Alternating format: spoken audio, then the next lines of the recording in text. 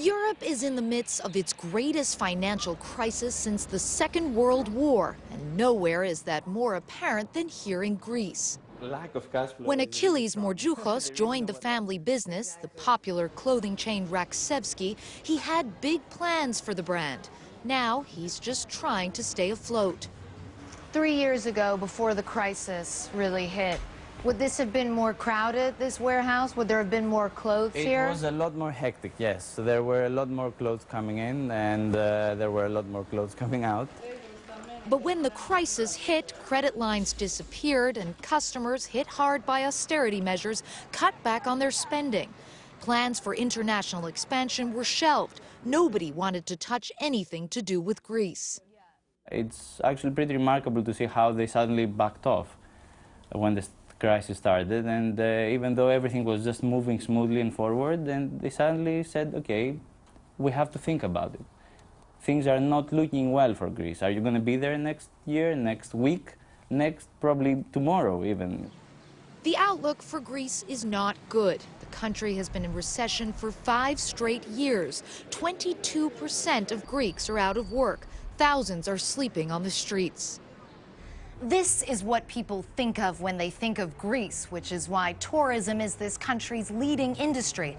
So how did this idyllic vacation destination spark a crisis that now threatens the world's largest economy? Economists call it contagion. When one country, like Greece, cannot pay its bills, it pushes up the cost of borrowing in another country, Spain, for example, which then forces Spain to ask for a loan so that it can keep its banks liquid.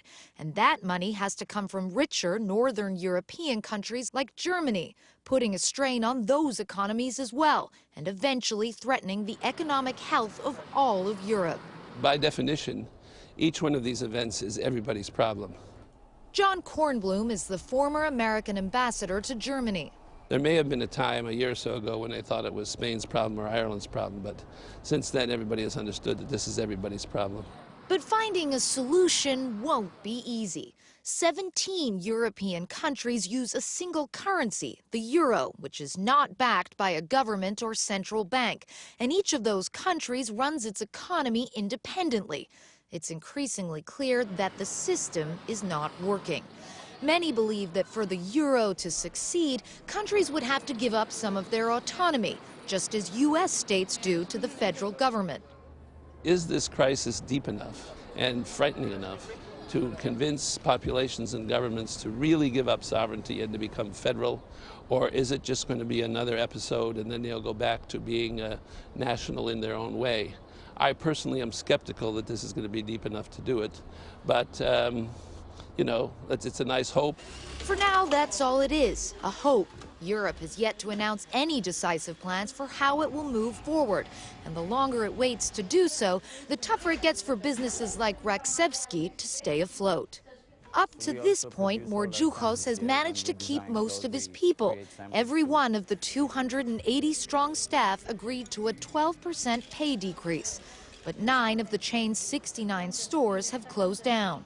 Think you'll have to close more? We have plans. We have made plans for the worst-case scenario, yes. Politicians and businesses across the globe are doing the same.